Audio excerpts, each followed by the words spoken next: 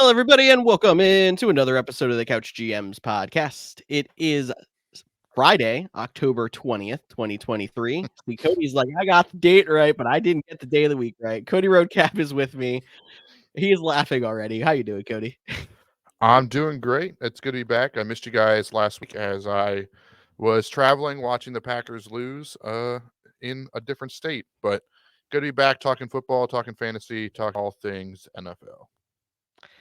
Yes, sir. I mean, you have an idea of where he was if you know the Packers were losing in my comments on the show last week, but he can just not say it. It's fine.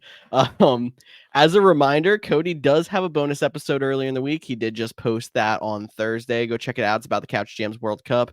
And obviously, we have our show every Friday during the season with a group of us talking NFL football. Make sure you follow us for even more content on our social medias: Facebook, Twitter, Instagram, TikTok at the Couch GMs. And as always, feel free to send us a DM with your fantasy questions or any other NFL questions each week. We get to them as fast as we can, and we just want to help you guys win your fantasy matchups. I think that wraps up our intro, Cody. A lot to catch up on. Let's sit back, relax, and chat.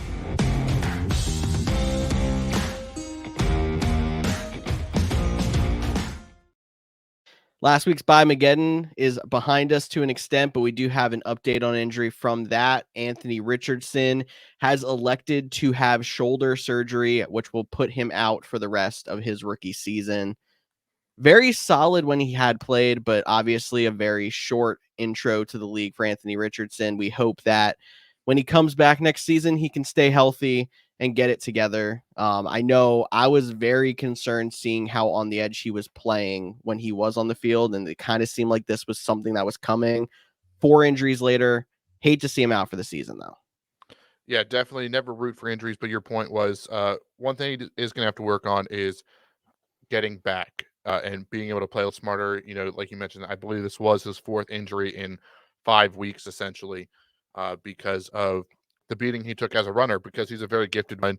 And he was a solid fantasy option for sure. I know I'm in a super flex fantasy league, which I can't stand super flex. We should stop that. But I started the season with uh, Justin Herbert doing good, Aaron Rodgers, and Anthony Richardson. So now only Oh, guys I got left on a super flex because there's no quarterbacks is uh, Justin Herbert and Josh Dobbs, which might Kyler Murray might not be coming back. So I'm out of quarterback. yeah, this is a great, perfect transition into our next bit of news.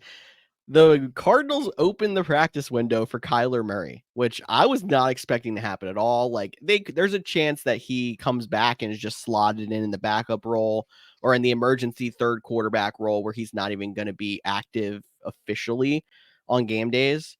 But there's a chance that the Cardinals actually play him too. We don't really know yet, but there's not really much info out there. They're being very tight-lipped about the situation, but he's not available on your waiver wire, is he, Cody?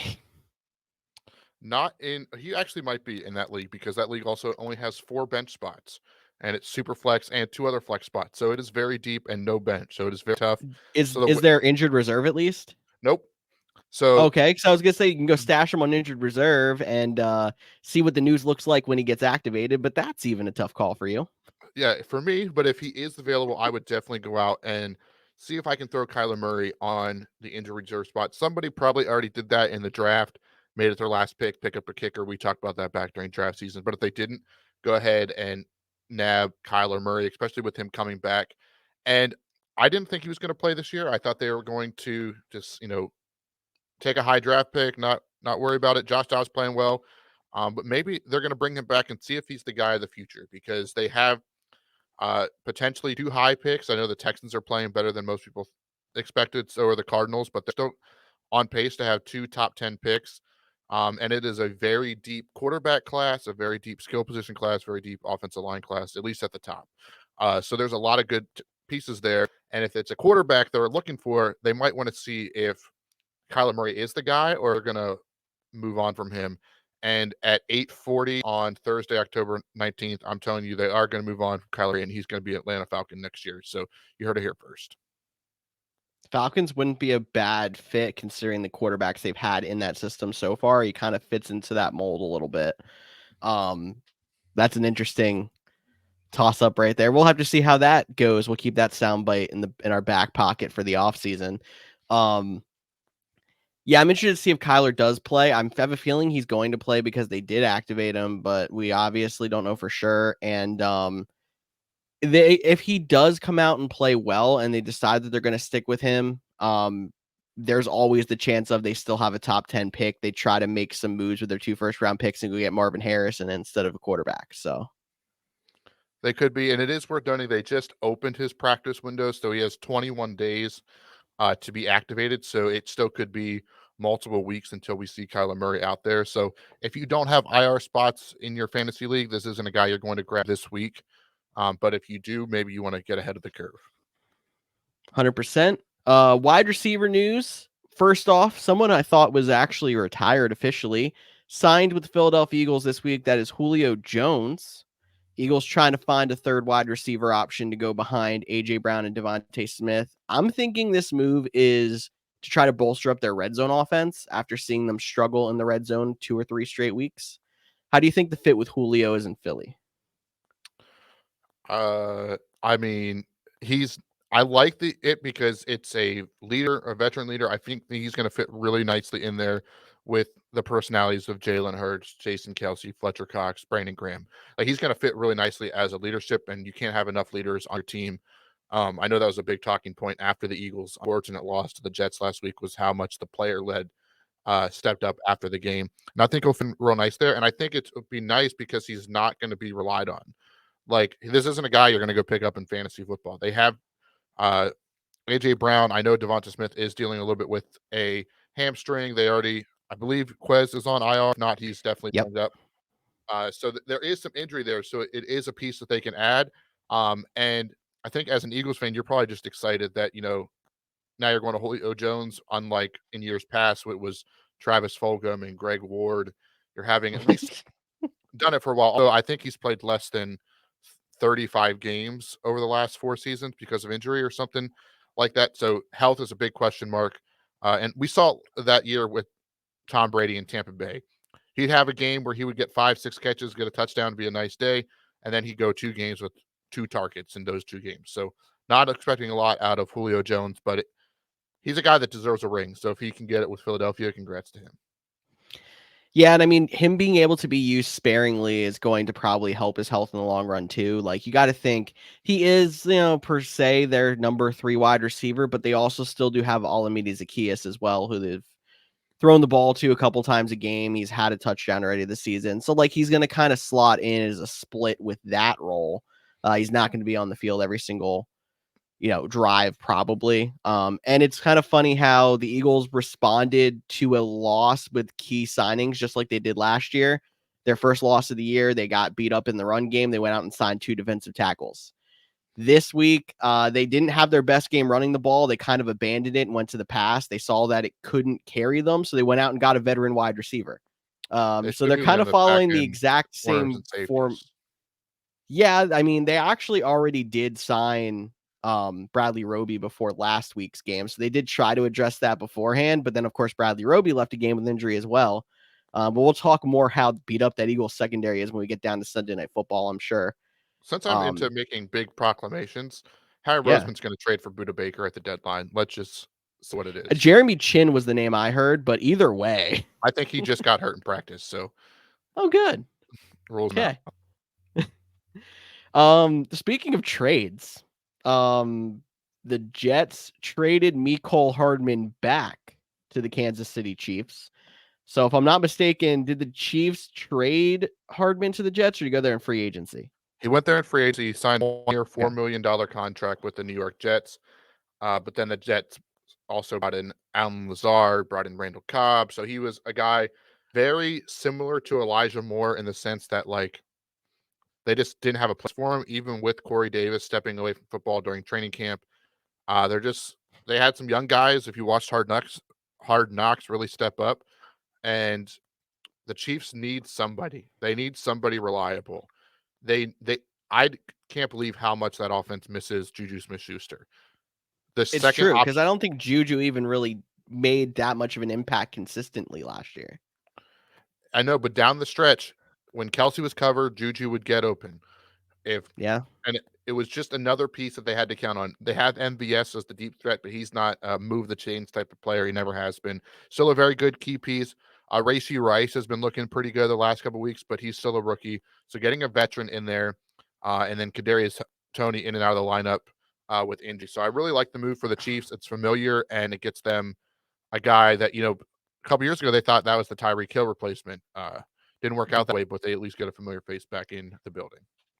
I'm just thinking it's still not somebody who's going to make the difference that they're hoping. I don't hate the move because it was a late round pick swap in 2 years, if I'm not mistaken. And it's a guy who knows the system and can kind of step right back in, like you said. But he's not one of those guys that's going to be the third down, move the sticks kind of receiver. At least that's not his style. I feel like he falls into more the same style as a Marquez Valdez-Scantling, as a Rashee Rice. And then like Kadarius Toney is your gadget player. Like they still don't have the reliable move the chains guy on third down unless his name's Travis Kelce. And he hopefully, like, if you're a defense, your idea is you're going to cover him 2-3 guys on a third down and make them go beat you with somebody who's not that guy. So I don't know if this really necessarily fits the need, but I like the idea because it's somebody who can step right in and make an impact immediately because he's familiar. And it could also be a comfort thing for Patrick Mahomes. Not saying Patrick Mahomes still the best quarterback in the league right now. Like, Yep. I know some people are like, "Well, is Tua better now?" Let's not get carried away. Patrick Mahomes still the best quarterback in the league, and it's a familiar guy that he trusts. And I think we started to see after the drops against Detroit, the youngness of Rashee Rice. Sky Moore has not taken a leap like some people had hoped.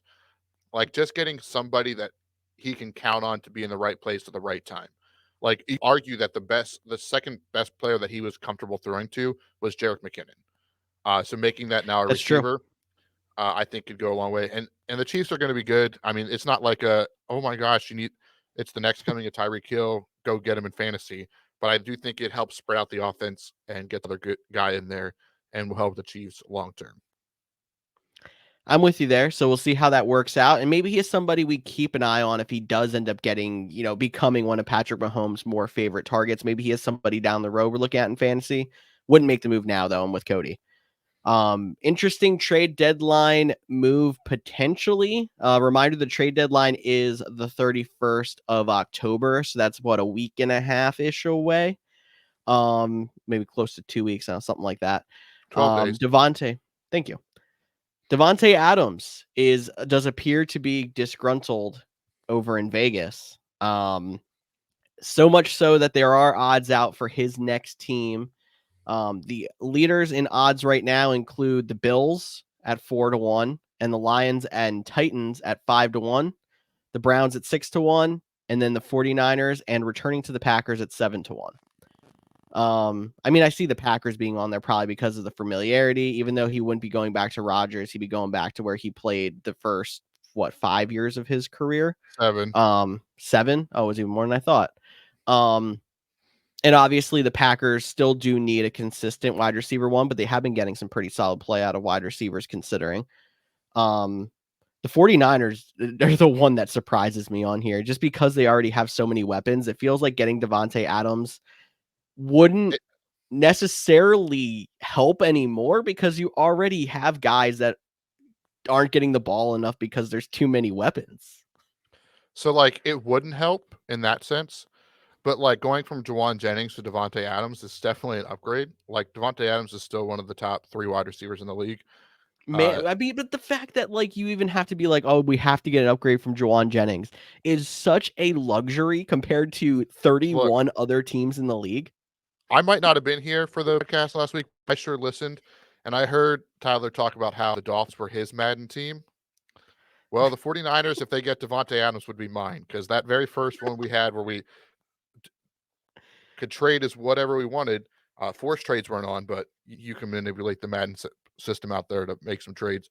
That was basically my team. I had CMC before he was traded. I had Devontae Adams. I think I even had Jamar Chase. Like my team was loaded. So that was my team. Tyler can have the Dolphins. I played as the 49ers. I made Trey Lance look like a star. So that's the one thing I had wrong. But other than that, that was good. I think the Titans are the most interesting name on this list at 5-1. The Bills make the most D-Hop, sense. D-Hop's sure. disgruntled too, and they're going to go out there and get someone else too. Like, is that the idea? But like Tannehill's hurt. Like that's Yeah. the Bills. I don't want them to go to the Lions. Like the Lions are like little brother for Packers fans. Like we don't hate the Lions. Like, and it's cool. Like they're playing really well. Like the Lions are a great team right now. I still don't want to see arguably or a top 5 player, if not top 3 player from my favorite team go to a division rival. I don't want to see it. He'd be a great fit there. Buffalo, I think, would be really interesting pairing him with Stephon Diggs. That would be a lot of fun. And the Browns, they're a sneaky team if they could, get Deshaun Watson healthy and start playing more consistent. So moral of the story is pick none of these teams and pick the Chiefs, because that would be the Chiefs' number 1 receiver. I know I don't want to see it either, but Well, it's a that's not going to possibility. happen. I'm surprised is not in the top It's because it's 6. divisional. That's true. Raiders Chiefs. That's the only reason it's Yeah. not. All right, fine. Cody wins. I mean, I guess I should be happy about it though, because the Chiefs do not need Devontae Adams. We will be seeing them in the Super Bowl again. If that were the case, I would bet on that for sure. We have week 7 coming up though. So before we get ahead of ourselves and talk Super Bowl, why don't we break down this coming week?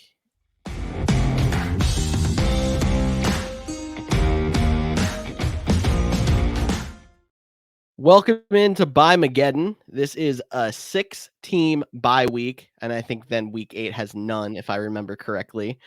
Teams on bye this week. I know it's half of my fantasy lineups, it seems like. We got the Carolina Panthers, the Cincinnati Bengals, the Dallas Cowboys, the Houston Texans, the New York Jets, and the Tennessee Titans.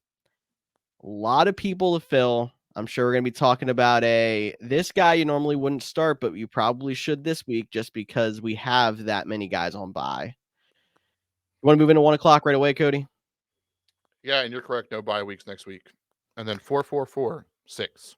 So would have been nice to have one of those 6s broken out to even 2 next week, but thanks NFL schedule makers for doing it the way you did.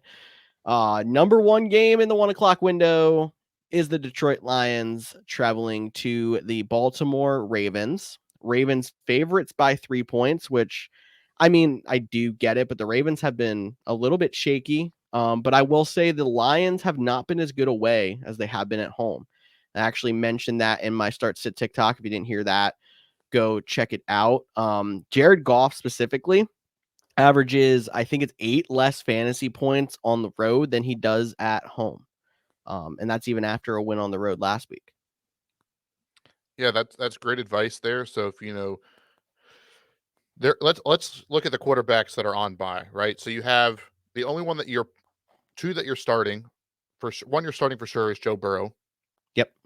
And that's even questionable after his slow start. Dak Prescott has been borderline start streamer. And then I know I've benched him everywhere that I've had him since like week 2 because I've just found better options on the wire. And then you had CJ Stroud, which has been a tie. Yep. So really, you're really looking to replace 2 guys. And if you have to replace Dak, like we just said, it's a streamer option. So you might be able to find a better guy available than Jared Goff, a guy we might talk about a little bit later. If you have to play him, I think you still can because the offense is good. Amon-Ra St. Brown is back healthy and balling out. They're slowly getting Jameson Williams more involved. He had a deep touchdown reception. So they're getting better. Now, yes, they're without David Montgomery, but they should get Jahmyr Gibbs back. So there is options there. But I do agree with you. I don't think I would roll with Jared Goff as a must start this week for sure. And I think this is a very good matchup. Might be the best matchup of the 1 o'clock slate, in all honesty. I am hurting at running back so bad in some leagues that like I literally picked up Craig Reynolds and I'm like, please have Gibbs not start. And now that I'm seeing he's a limited participant already, I'm thinking I'm gonna have to go find another option. Will you though? I don't know You though. like You're right, what because they do go to running back system. Craig Reynolds has been effective when he's played. would it basically be the same thing we saw last year? Jahmyr Gibbs, DeAndre Swift, Craig Reynolds, Jamal Williams, like a similar split like that. Like I think if you're desperate, especially with him being the first game back after missing a couple weeks limited, if you're desperate at running back, or you just, I mean, if you have Tony Pollard, Joe Mixon, Chuba Hubbard, Miles Sanders, Brees Hall, Derrick Henry, like there's a lot of good running backs on bye this week. and was already a Mhm. banged up position. Like, I don't hate Craig Reynolds at all. Not just saying that because I'm a Kutztown homer, but I think he might get less carries or attempts, but he might get the more valuable attempts red zone. And I'll say, like, let's just look at some of the top guys left on free agency so you can tell me if there's anybody. Justice Hill's the number one. He's been the most effective in Baltimore. I still don't love it. Yeah, and this Lions Zeke, defense. Zeke's a very similar situation, but would you rather have a guy on the Lions or the Patriots? Lions at this point. Um, Latavius Murray for Buffalo. He's a backup behind James Cook. Don't love that either. I mean, Um, that one would be close for me. yeah. I could get because the Patriots is a better matchup for the Buffalo Bills, like, Mhm. and they really like him, and especially, which I don't understand in the third down. Like, do you like in the small sample size, Bijan Robinson and like James Cook have been almost identical in terms of like yards per play, except the Falcons actually use Bijan, and the Buffalo Bills often forget that James Cook is a part of their offense. That's They need to get true. him the ball more. Um, and they like Latavius Murray, so I wouldn't like that one's very close to me. I'd probably still lean Craig just because I think there's little bit more opportunity for him. But that's also the Bills is a game that like could be over at halftime, and they're just letting Murray run it and run it and run it. And then there's two more I have on here that I think are close, may actually go over, but I think we really want to talk about them just because of how many buys there are. Roshan Johnson, which he's still in, has listed as a DNP in concussion protocol. So there's a chance he doesn't go and it doesn't matter. If he goes, I think he's better. And then the other one's JU? AJ Dillon. Yeah, I don't think I play either of those guys. So Dillon, if there's no Aaron Jones, but Aaron Jones is trending towards playing. yeah, that one you could play AJ Dillon, but I mean he has not been that effective all season long, He's just unfortunately. got the golden matchup against Denver, is what it True. is. And Roshan, like, yeah, I get that he looked really good and he's the starter, but they're also starting an undrafted rookie at quarterback. So It's true like too. that is and did not look great in his limited time last week. Although he did look good in the preseason. So maybe he'll with a full week of preparation, he'll look a little bit better. But that game, which we're not there yet, could be super low scoring. Yes, sir. So Craig Reynolds potential for a flex if you're somebody who's missing a lot of these guys with injury and buy. So just someone to keep in the back of your mind if you have to. We already mentioned Justice Hill. Him and Gus Edwards are both so wishy-washy at this point that I don't really like playing either of them. I'd rather get somebody else with more opportunity or at least more explosiveness at this point. I mean, Hill's the bigger guy with explosiveness than Gus Edwards, but neither of them have really been special at this point. Ravens side of the ball, you're playing Lamar, you're playing Andrews, and I think Zay Flowers has still been pretty solid, despite him like not really showing out and breaking out. He's been around 10 a week. I think he had 14 last week, so you can keep rolling him if you're somebody that needs it. Yeah, especially in bye weeks this week. Like he's a guy out there, and I think he's still seeing like 28% target share or something like that. So still pretty high in terms of targets. Uh, not always finding the end zone, but I do like Zay Flowers and a flex rule this week. I'm gonna have to start making a second stats TikTok and just talk about like wide receivers more in depth when it comes to target share and stuff like that, because that's a stat that's kind of underrated when it comes to it. And I was actually talking with Kempy. I'm just gonna go on a tangent for a second before we move to the next game, because he's a big baseball guy and he talks about how like advanced stats are like huge in baseball and trying to like determine ups and downs and such. And he's like, football, that's not the case. And I'm just gonna kind of try to like, you know, prove him and I guess Snyder wrong too, because Snyder's someone who doesn't really look at stats too much. Like I love looking at opportunity stats when it comes to fantasy football, seeing how many targets a guy's getting, target share, opportunities in the red zone when it comes to running backs. That kind of stuff can really kind of give you an outlook on like who you should be trading for when it's somebody who's already on a team. If there's an injury and you see like a long-term injury and you don't really know who the primary back is or something like that, you can kind of like look at those stats to see who is the better option for you to play and looking at a split. So Yeah, that's definitely some great advice there. And I'm going to transition us into our next game, which is the Buffalo Bills and the New England Patriots. And looking at some of the advanced stats, I don't have them up in front of me. I wish I did. I didn't know you were going on a tangent, or I would have had them prepared. But in this matchup, like I don't really like playing Ramondre Stevenson. He's an up and down. This week it's a pretty bad offense, in general. But in terms of he's still the guy. I know Zeke has been getting a little bit more work, but he's still a guy that's uh leading the running back carriage, running back usage. And they have the Dolphins next week, but they put up a lot of points. So after that, it's Commanders, Colts, Giants, Chargers. 4 really bad defenses. So Ramondre Stevenson is a guy, especially for this week, and maybe you want to go bold and wait right before the trade deadline. It's a guy that you might be able to get really cheap that could help you win a couple games for that final playoff push. That's a smart look ahead right there. Typically, you're trying to look at the teams that have good schedules in the fantasy playoffs. But if you're somebody who's a borderline team, it's not a bad idea to go out there and try to find a guy or two who have a good stretch going into the fantasy playoffs. So nice insight there, Cody. Obviously, the Bills favored by 9 points in this one. Major injury for the Patriots. Hunter Henry is not participating in practice. He's been somebody who has been kind of in the tight end bucket, like we introduced last week. So probably avoiding him this week, even if he does go.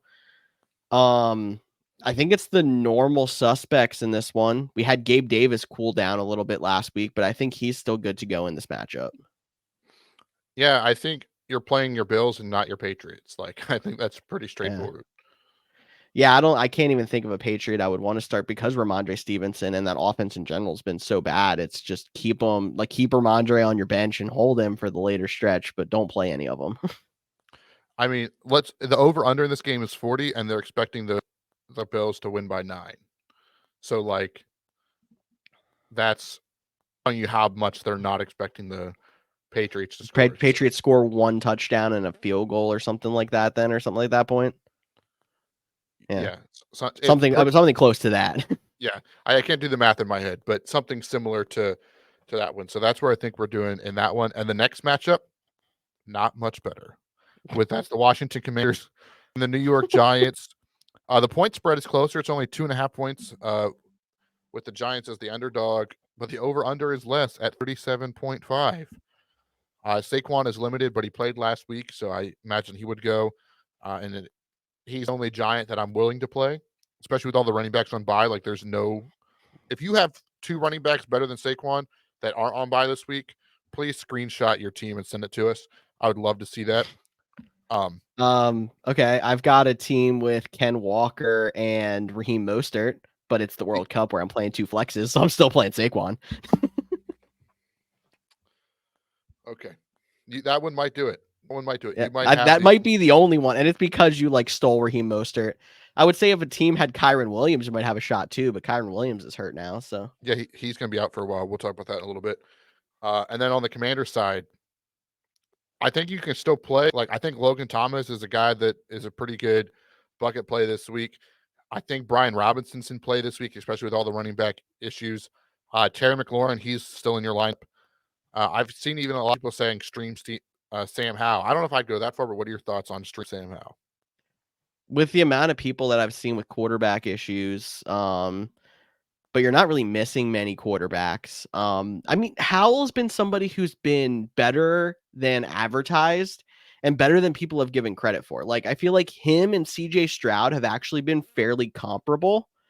And everyone's been like, go play CJ Stroud. He's the future. He's killing it. And no one's really said it about Sam Howell. So going against this Giants defense that I think just kind of had a fluke good game against the Bills, I don't hate it, because especially this is one of the few weeks that I'm like, go out and start Terry McLaurin. And if you know me and you've listened to this show, I never say start Terry McLaurin. So that should already tell you that I think Sam Howell's a decent play too. Hey, and in terms of points, that was a great pool you had there. CJ Stroud currently QB 12, Sam Howell currently QB 13. So I think you convinced me. I like Sam Howell this week. Look at that. See, I know my stuff. At least one of us does. All right. I think that's enough Commanders Giants talk. So let's get that icky game out of our mouths and talk about the Cleveland Browns and the Indianapolis Colts. Well, that didn't get much better, did it? Dude, I'm looking at this list, and I'm like, yeah, like I'm gonna have red zone on, but I might like go to Ravens Lions and just call it a day.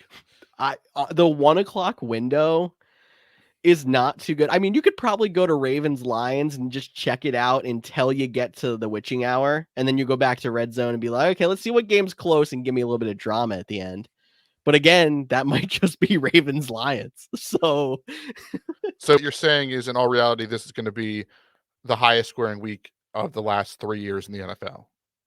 100%, because that's exactly what happens every time you see 1, 2, 3 games in the 1 o'clock window under 40 points, another one at 40 points, Another another one at 40 and a 40 half. point. Like the over unders are so low, which is why, spoiler alert, we're spending Tyler's money on over unders this week, because why not throw something weird out there when all the over unders are super low? Back to the So Browns, Colts. back to Browns Colts. You're right. So Cleveland Browns got good news, and finally Deshaun Watson was listed as a limited participant in practice on Thursday. Obviously, they said the doctors cleared him, and he still didn't practice or play for 2 weeks after that. But here we are. He may go this week. They also may still hold him out as a precaution. We have to wait and see on that one. They also have Amari Cooper and Kareem Hunt both listed as limited participants. Colts side, they're pretty healthy. They just have Alec Pierce as a limited participant. I want to talk about backfield for the Browns, because this is the first week out of their bye. Kareem Hunt in the building for a month now, and he really ate into Jerome Ford's touches last week. It was actually all the way down to 60-40. And if this becomes a 50-50 split, do you like Ford, Hunt, or both, or neither for rest of season? I think we're getting to the point where like you just need bodies at running back. So I think like they both should be owned. Like I think Kareem Hunt was a guy that was picked up a lot in waivers this week. I still like Jerome Ford a little bit better. Um, I think he's the guy that they're up, if you need one of those, and this is we're pulling straws or teeth, whatever you want to or saying you want to use, but like if they need a 4-minute drive or a 7-minute drive to really ice a game, they're gonna turn around and hand it to Jerome Ford. Where you might have to play matchups a little bit here. If it's, if they were playing the Buffalo Bills or the Kansas City Chiefs, you might want to lean Kareem Hunt, but their defense is so good to keep them in pretty much every game this season as long as they stay healthy. I like Jerome Ford a little bit better rest of season, although it may not be the big waiver wire addition that we thought it was back in week 2. All right, so you're me in our league of record who has the option of playing Gus Edwards, has to save Elijah Mitchell to potentially play a flex because Debo is listed as questionable, is missing Joe Mixon via the bye and James Conner via IR. I'm kind of forced to play Kareem Hunt. Do you think that that is a complete shot in the dark and is not going to work out for me, or do you think it's going to be okay? Are you asking me to? I think it'll be okay if you're telling me you're going to play him over Gus Edwards. I'm going to play him over Gus Edwards, yes. And then my other running back is Isaiah Pacheco. So yeah, you're right on the brink of the playoffs. I think in league of record, I think you're 7th overall. So you might need some help in that running I back just got the situation. injuries are going to have to come back for me, because currently my wide receiver 2 is Michael Wilson at the moment, but I'm hoping that we get Deontay Johnson back this week. That's another game we're going to have to talk about in a bit, but it's a rough go this week when it comes to injuries and buys, and that's one of the teams that, like, I've been competitive all year and I'm feeling it. So I know what some of you out there are coming to us looking for. So we got to talk about some of these deep dive guys like Kareem Hunt. And it's possible you could get a decent game out of him again this week, like you did last week when he put up about 14. Colts side of the ball, speaking of running backs, I think we're still in the window that you can play both Taylor and Moss if you're a running back needy team. Yeah, and you're probably trying to move Moss this week as well. Yes. Take advantage of that 6 or 7, depending on your league score format next to his name, and try to find someone to trade him, even if it's for like a guy, a flex guy, because in a couple weeks it's not going to be. And honestly, I know he had his best game of the season against the Tennessee Titans, who are one of the top run defenses. This Cleveland Brown defense is really good too. There's no Anthony Richardson. We talked about that at the top of the show. So if you can move Zach Moss before Sunday, I would recommend it. 100%. And I mean, I think you got to limit your Colts outside of that. So, like, I'm not playing Josh Downs this week, even though he's kind of been the solid number 2 there. Play Michael Pittman if you need to with all the receivers on bye, but again, not confident, and he hasn't been I'd as play good as Pittman. we'd hoped.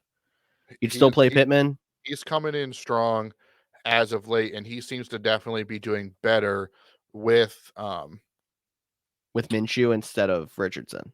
with Minshew. I mean, he's up to wide receiver 26 on the season. Had 10 points last week. His second highest output with Minshew as the quarterback all game long. So I think there is some potential for Pittman, a guy on the rise. He's a guy, like I talked about, a little bit underwhelming. If you could get Zach from Michael Pittman straight up this week, I would do it. I like it. That's a good move right there. Moving on to second to last game in this kind of icky 1:00 window, the Atlanta Falcons and the Tampa Bay Buccaneers. At least this one is actually a divisional matchup that could be for first place. I'll let Cody check the standings if he'd like to. Um, Literally, both teams are very healthy also. The only person listed that's not a full participant on either team is Vita Vea. He was a DNP on Wednesday and Thursday. So just looking straight up game here. Buccaneers still have a fairly solid defense. We don't really trust a lot of the Falcons options. But looking at stats too, it's very interesting that even though Drake London's been very up and down and, not somebody who's blowing us away, he's consistently been near the top of the league in targets every week. So it's kind of somebody we hope breaks out, but he isn't a bad play any week just because of opportunity. No, he definitely gets the opportunity as well, but he's the guy that can go 6 catches on 9 targets or 2 catches on 9. That's just the way Desmond Ritter has been throwing the ball. You are right, though. This is, for what it's worth, the top of the NFC North or NFC South. I'm sorry, NFC North is the wrong division. NFC South is the correct one. So used to saying the other one. So that could definitely play out this week. The guy I want to talk about, though, is a tight end for the Atlanta Falcons, not named Kyle Pitts, and that is let me just double check. I want to make sure I have the right number. I'm Jonnu Smith. refusing. I'm refusing to talk about Kyle Pitts for the rest of the year, so I'm glad you're saying Jonnu Smith instead. So Jonnu Smith, half point PPR scoring, current tight end number 9. 9 points last week, for the week before, 9 the week other. He has seen at least 5 targets in every matchup since week 2, peaking out at 8 in week 3. Like, he seems to be the guy in Arthur Smith's system. And if you need a guy out of the tight end bucket, I feel like Jonnu Smith might be a guy this week. Jonnu Smith is a guy indeed. No, when you're talking about tight ends in this tight end forecast, it's all about floor because there's no ceilings anywhere. The only ceilings you have are Travis Kelce, and then you have the occasional pops from the big guys like Mark Andrews. I wouldn't even want to really say George Kittle right now because he's got one. Dallas Goedert's got one. TJ Hawkinson is probably the number 2 tight end. And so it's all about floors. Go ahead. No. I was going to say the top 4 tight ends in fantasy football right now is Travis Kelce, number 1. Surprise, surprise. Sam Laporta is number 2. Sam Laporta, I missed him. Yep. The rookie had really good. He is questionable. Well, it's not official, but it's leaning that way. And had a rough week last week. Mark Andrews and TJ Hawkinson, those are the other 2 reliable guys. They're at 3 and 4. After that, I think you're right. I think George Kittle might not be in that tier anymore. I would probably put him closer to Sam Laporta, even though he's the number 2. I'd probably drop him down to the 2nd tier just because he is a rookie and we've seen some inconsistencies. Some weeks really good, some weeks it's a little rough. But then you got Cole Kmet, Dalton Schultz, Evan Ingram, Jonnu Smith. Not great.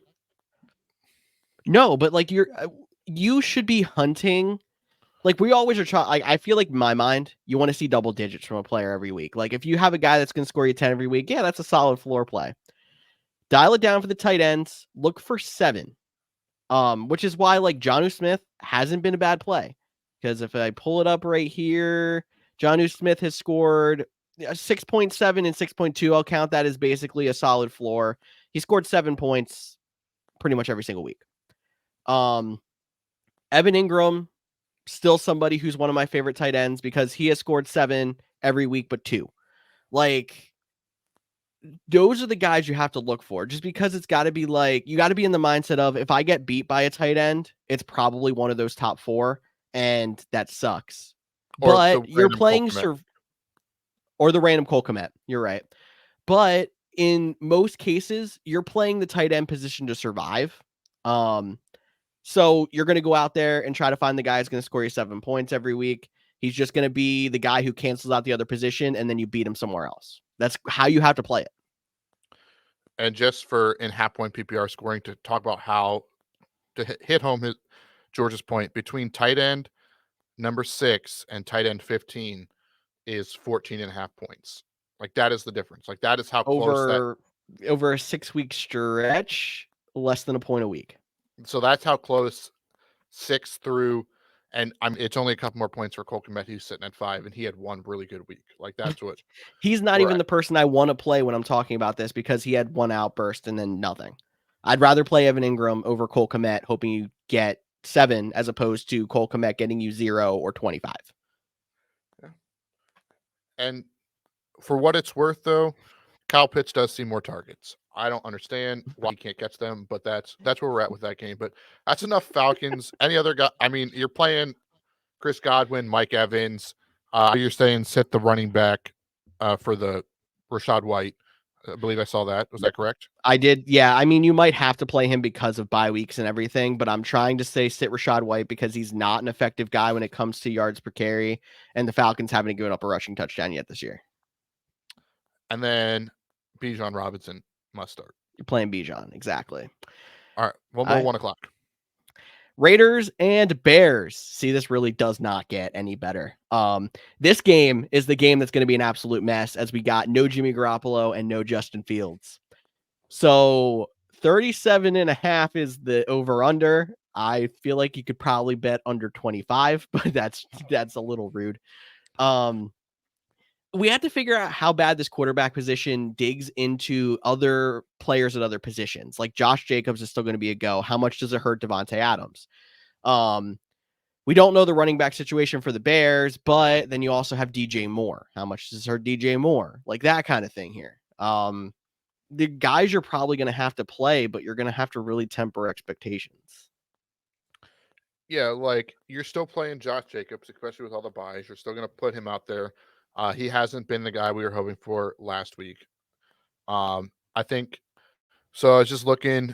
I'm assuming that it's going to be Aiden O'Connell, and they're not going to switch to Brian Hoyer, but I wouldn't put it past me if they did. Devontae Adams had 7.5 points the last time.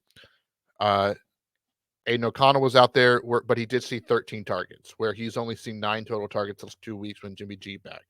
And he's talked about it in the media now, about his disappointment about the offense and him not getting enough targets, and he thinks he can make the offense a little bit better. So would not be surprised if there's a focus on getting Devontae Adams this week. So I'm not really worried about him. Jacoby Myers is like still flexible for me because he seems to be the guy that at least gets it. But be prepared if he's not the guy, since Jimmy G is out. The Bears side, like, I don't know how you sit DJ Moore, because he can take a screen to the house, very similar to, like, so I think you're playing him because we were saying you can still play Garrett Wilson with Zach Wilson before Zach Wilson got a little bit better the last couple weeks. Like, he's still the guy. Outside of that, I don't want Cole Kmet. I don't love the running backs this week, especially if Roshan doesn't go. I do want to give a shout out to the Fantasy Footballers podcast, which I'm sure they don't need a shout out from our tiny little podcast, but I'm going to give it to them anyways for crafting the Tyler Badgett is the name of the guy that is starting for the Bears, and they were calling him Bilbo Baggett instead of Bilbo Baggett from Lord of the Rings. Since George has never seen that, you can roast him that. So that's what I'm going to refer to him now as. So shout out to them for coming up with that one. And you don't play Bilbo.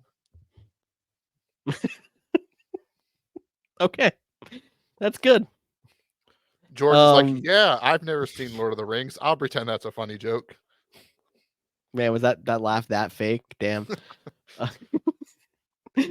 Can we move to the 4 o'clock window now? It doesn't get much better, but let's do it. I mean, it's divisional, but it is Cardinals versus Seahawks is the first game in this window.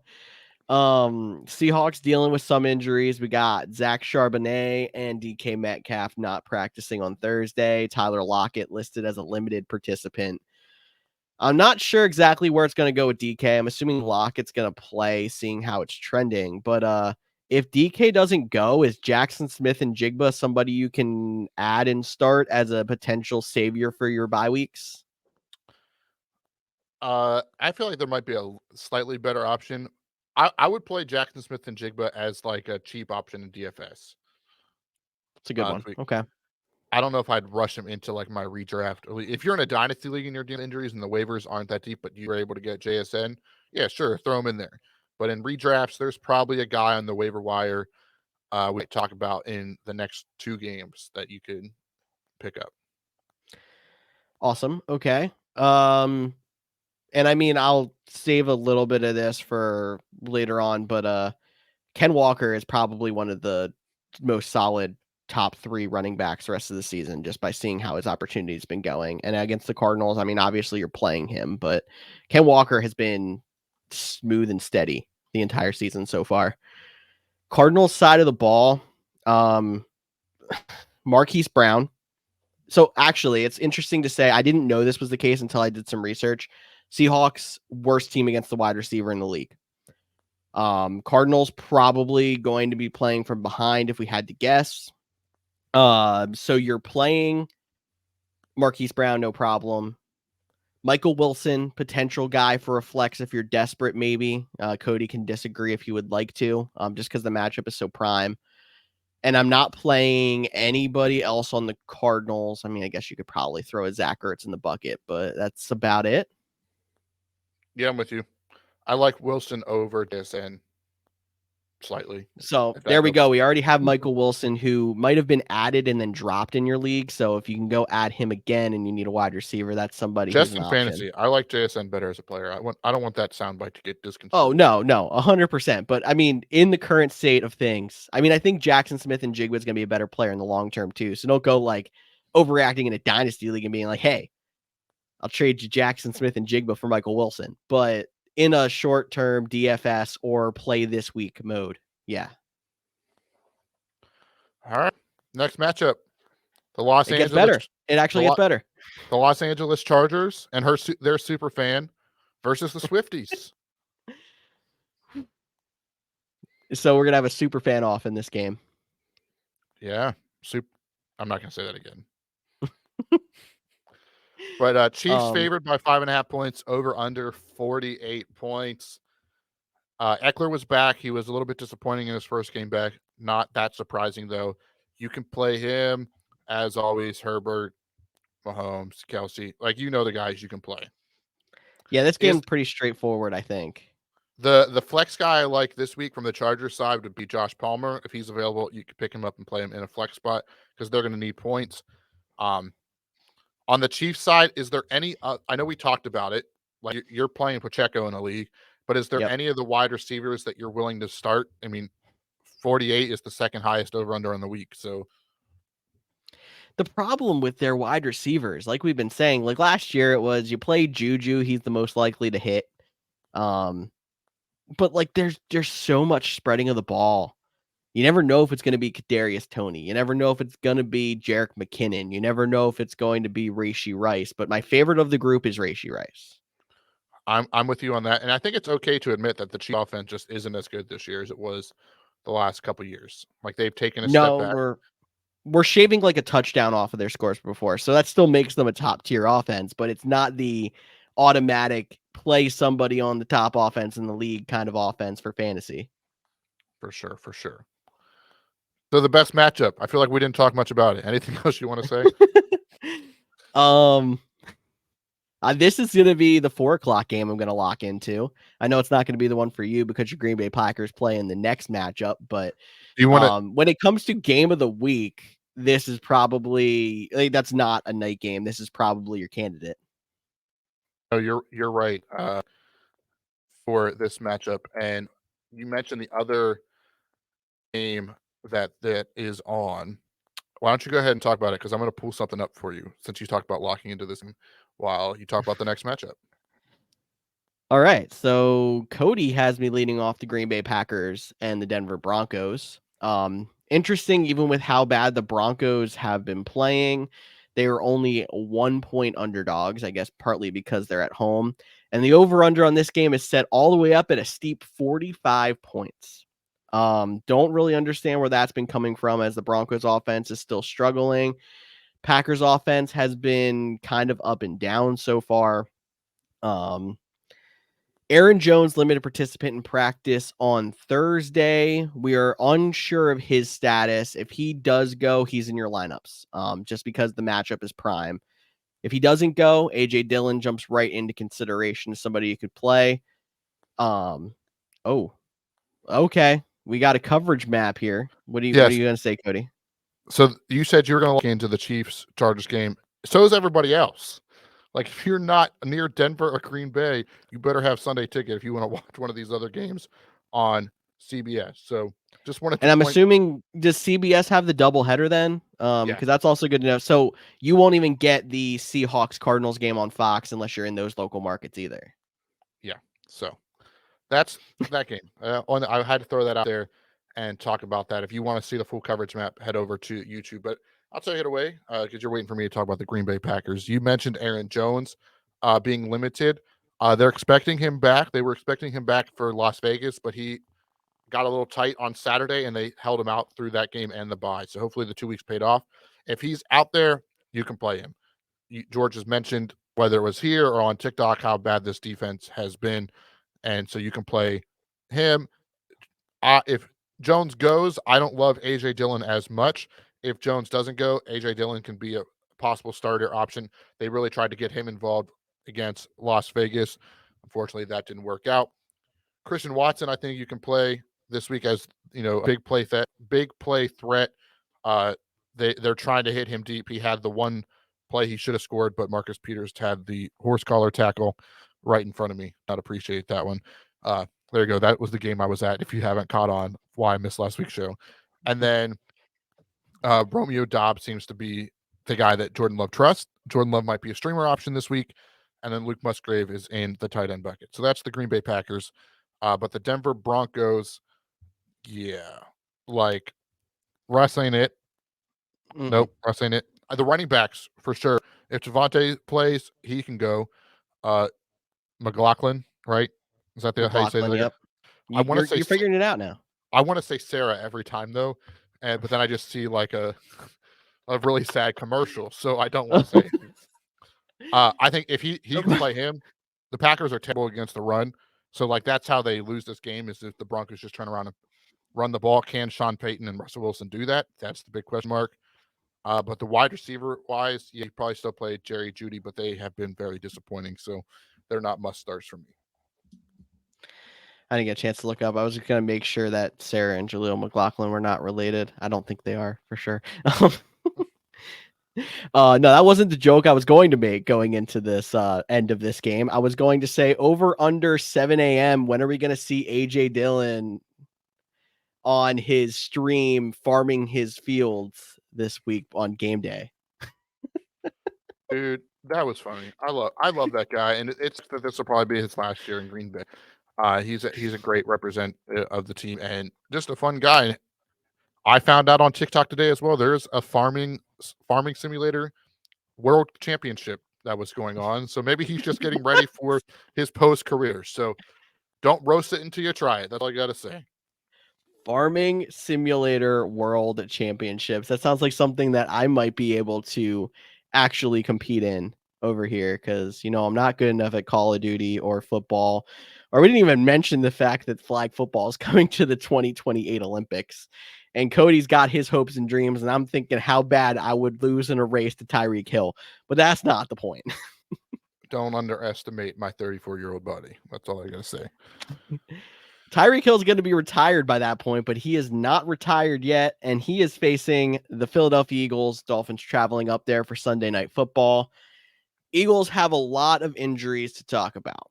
Dallas Goedert, Devontae Smith, both limited participants in practice. They also have a lot of injuries in their secondary.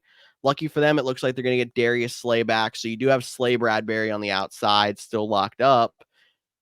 But they are kind of not speed corners at this point in their careers. And we got the Waddle Hill combo on the outside for Miami, which is why that over under 52 feels like it could be even bigger than 52. Hey, you like it. It could be. This is a game, though, I really do think the Eagles lay into their offensive line and the running game. Like I like DeAndre Swift a lot this week. I think that's where you can take advantage of this Patriots, not the Patriots. I'm so sorry. The Dolphins offense. Get physical with them. Keep the ball away from them. You get, go for those 10, 12 play, 6, 7, 8 minute drives. The less opportunities the Dolphins have, the better. If you can get a long drive, quick 3-and-out long drive, you're up by 2 scores, even if they don't both result in touchdowns, field goal, touchdown. Like, I think that's the way for the Eagles to get a victory on Sunday Night Football. And if you're talking about 2 long drives, the Eagles, if they go back to their patented ground and pound, that could be a whole quarter between drive, punt, drive. So you're not wrong there. Yeah, and have the tush push.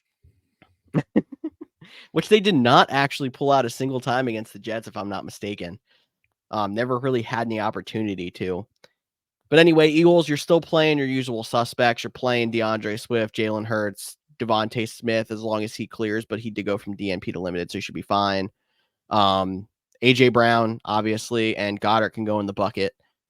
Dolphin side of the ball, I think you're also on the same thing. You do have to mention Jeff Wilson, full participant in practice. I do not believe he's been activated off injured reserve yet, but he will be most likely before this game. But I still think it's Raheem Mostert's backfield until we see Achane come back.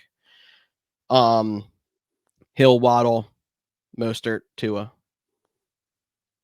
Yeah, I'm with you. There's no one I'm not playing in this matchup. Yeah, no, we're playing them all. Even if Cody's going to try to talk about how the Eagles are going to try to shorten the game by ground and pound and having 7-minute drives, we're still playing everybody. Yeah, except whoever the tight end is for the Dolphins, because I don't know the guy, and he's the only one that's not putting up points in fantasy.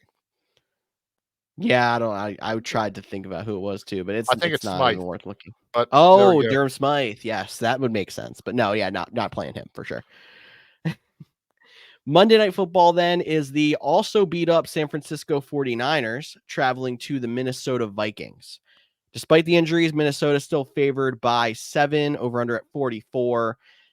CMC and Debo both did not participate in practice on Thursday. That's obviously the first injury report of the week with the Monday night game. I actually want to double check on Trent Williams' injury here as well. He did not practice as well. So that's a big 3 guys on their offense that are not trending well towards playing.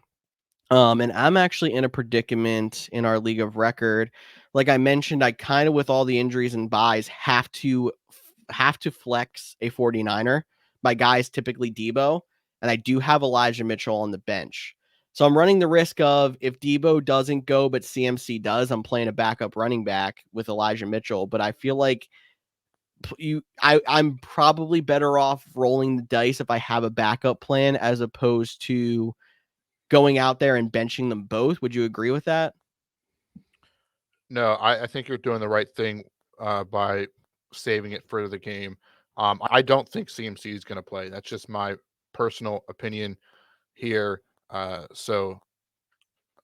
I think the bye week for the 49ers is in 2 weeks.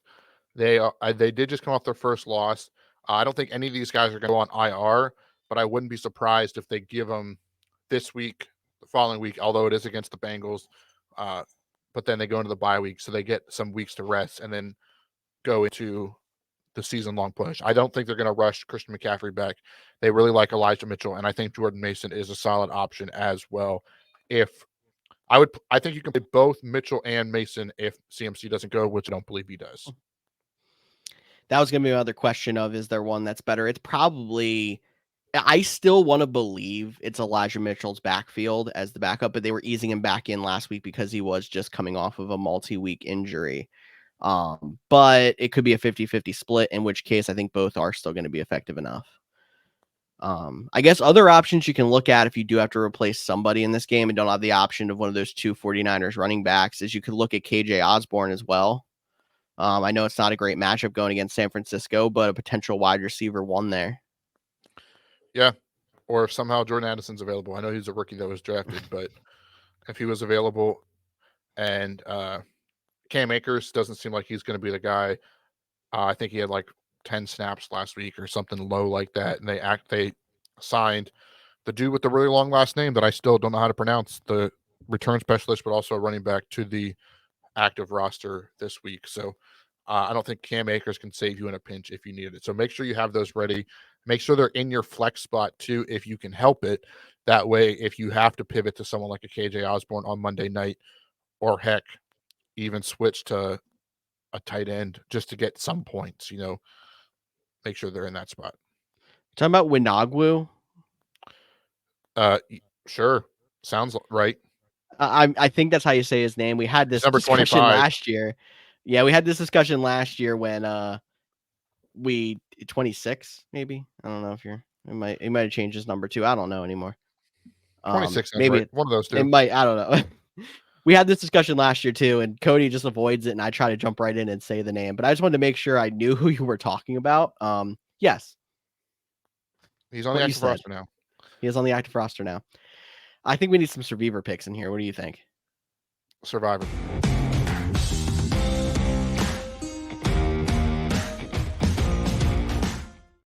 He even cut himself off with the intro as he said Survivor, and then just anyway, I corrected you. You it did. still says picks, so I was just correcting you. Well, it did say picks, but that's not the point. So we have 3 picks here. We have Tyler's pick. That's not actually Tyler's pick, but it's Tyler's pick. Cody, you want to announce it? Yeah, we're saying he's going to pick the Bills because he's our safe option. And we talked about a lot of these matchups being bad, and they're bad because we don't think some of the teams are very good, but we also don't know who's going to win or what the game flow is going to be, and that's how you project fantasy. And but the Bills playing the New England Patriots seems like a home run of a pick. If you used the Bills last week against the Giants, I know you were sweating, but you might not be able to use them this week. You can throw the 49ers in there as another safe pick against the Minnesota Vikings on Monday Night Football. Not as safe because of all the injuries coming off of a loss, but have a hard time seeing them lose 2 in a row. George, you got a spicy pick though, and so do I, but I'll let you go first. We got a spicy pick here, and I'm picking Cody's Green Bay Packers to beat the Denver Broncos. I know the Packers have been up and down, like I've said a few times, but the Broncos are one of those teams that I like to bet against this season. Packers also coming off a loss. I don't think that they're going to go 2 in a row after facing someone like Denver. And especially if Aaron Jones is back. Oh, sorry, 3 in a row. We lost the Lions, then we lost to the Raiders. You're right. And then we had a bye week. We haven't won since September 24th. Well, they're due. We're due. Also, I think if Aaron Jones comes back, especially in this matchup, that is a huge boost for the Packers offense. So spicy pick. I'm saying the Packers. I like it. And I do think Aaron Jones plays a big factor. If he doesn't go, like, you might want to pivot your pick. If he does go, I like it a lot better. I'll go spicy. It was a team I almost picked last week. I wish I would have, because it would have been a good week to use them if you only can use the team once and you only have one life. But I'm going to pick them this week. And that is, as I smack my microphone, the Las Vegas Raiders. Yes, you heard that right. I am rolling with the Aiden O'Connell or Brian Hoyer Las Vegas Raiders over the Bilbo Bagent Chicago Bears. So, yeah, the problem with this game is it could easily be 3-6, and whoever just happens to get the 2 turnovers in the plus territory gets the victory. That could happen. But it's risky, but it saves me the Bills, saves me the 49ers for later in the season in my personal Survivor League. So I think I'm going to roll with the Raiders. I might steal George's pick if Aaron Jones is active for my official pick in our actual league. But the Raiders, if Aaron Jones isn't active, is my pick. It's also in Chicago. I'm kind of hoping that on top of this all, they get a big major like wind and rainstorm and just be like, well, now we don't have any quarterbacks and it's not ideal conditions. Just make the game even worse. Like, this would be the ideal December snow game, in my opinion. It's like, or oh, like now it's really going to be 3-0. When the Bears Yeah, beat the monsoon game. Yeah. I got you. Yeah, So that's our that's what I'm hoping for. Let's just make it super interesting and make it a complete mud pit. cool. I'm down for it. Football deserves to be played outdoors and on Yes, grass. But we mostly have on one more. grass. We have one more segment, which I don't have a bumper for because I found out about it late. But that is spend Tyler's money. George, you were here Burner, last week. burner. Sorry, Tyler did the actual song like I heard that I way did. last week, so I I had know to I do could it have played for him. music, but take it away and tell us what spend Tyler's money actually means. So I kind of did hint at it earlier, and with all these games that we don't know what's going to happen, and offenses not having any quarterbacks and all these bye weeks, the over-unders are very interesting this week. A lot of them are super low. And already talking about super low, Cody might be going even bolder on his first pick. So we're going to do what we did with Tyler last week, what I did with Tyler last week. We're each going to pick one line to go into our parlay, and then we're going to each pick a backup, and we're going to do the wheel of names to figure out whose backup pick is going to be the third. Yep, and I just threw the wheel of names up there, so I'm gonna make you wait for my bold pick. So I'm gonna throw my pick in there on the wheel of names. You get it a little bit early if you want to see George. Just head over to the Couch GM's YouTube page. But I'm going to say Chiefs Chargers under 48, second highest over under on the week. We talked about the Chiefs has not been that high scoring offense. I know it was just the Chargers have not been an elite offense either. Yes, they're hoping with a better week with Austin Eckler divisional. Give me under 48 for Chiefs Chargers. All right, we'll just go with the backup plans here first. So, or the secondary picks. So, even though Cody has the idea that the Eagles are going to ground and pound and shorten the game, I'm going to still go Eagles Dolphins over 52. All right, so you know what? I'll just get in the wheel right here now, and we can see. Oh wait, I got to click on the right one, not the screen. There we go. Clicking to spin, little sound effect action if that's coming through the podcast. If not, it's just in our ears. And it looks like we're taking the over. Eagles, Dolphins will be on the ticket. I'll start building a ticket. I'm not going to place it, but I'm going to send a screenshot to Snyder telling him to pick it. But George, why don't you tell us our second pick? All right, so I think I went a little bit safer on the other one. My other pick is also an over because apparently I'm the overs guy, but I'm going to go over 43 for Ravens and Lions. Obviously, Lions pretty explosive offense. Even though I talked about Goff not being quite as good on the road, Ravens can explode for a touchdown at any point. It seems like Lamar wants to run one up the middle, or they are still putting up points, even though they don't seem like a super effective offense. So I think over 43 is very attainable for this one. All righty. And just so everyone's keeping track at home, the current odds on this parlay, because it's a free pick parlay, is plus 264. So $5 would win you 18. That would be a good week for us low betters over here. But I got to get bold. And I want to get these wages up. That's my problem with sports betting. That's why I don't do it very often. And the nice thing is about on DraftKings or FanDuel, since we don't have a sponsor, you can set alternative lines. And I'm going back to that Packers Broncos game. And some people are going to be like, oh, you're just being a Packers hater. That offense is struggling. The Broncos offense is struggling. I get that they're a historical defense. So what's their over under? 45. I'm saying under. But you know what else I'm saying? I'm making it an alternative under, and I'm going to drop this down because I would really want to boost the odds to, you know what? I'm going to change it just a little bit. I'm just going to go 35 and a half. I'm going to give us more point because I feel like 35 and a half. I'm going to drop to 36 and a half, and I'm going to hit the under on 36 and a half, giving us a plus 1,161, $5 to win 63. That is how we're going to spend Tyler's money. Tyler, you are welcome. As you're listening to this, he's probably like, oh, he probably already knows because Cody's gonna be like, hey, spend your money. Here you go. I'm gonna text him right now. We were both guessing what over unders would have been for some of these games as Cody was filling in, and he was like, Packers Broncos got to be at 35, and 45 seemed absolutely ridiculous, but he just fed into it and went to, oh yeah, no, I'm just gonna alternate line and go for it. I like the boldness, and we're gonna see how it pays off. I literally did actually also guess the Eagles Dolphins exactly at 52. So Yeah, and so let's see, 52. Let's real quick do the math before we hop out of here. I'm not doing the whole spread thing, but they need to each score at least 26 points. Yep. Alrighty. So that is what the Eagles have to do. That has been another episode of the podcast. Hopefully you enjoyed it. Hopefully you survived Byemageddon. I'm Cody Roadcap. That's George Kerth, and we will talk to you all next week. Boom.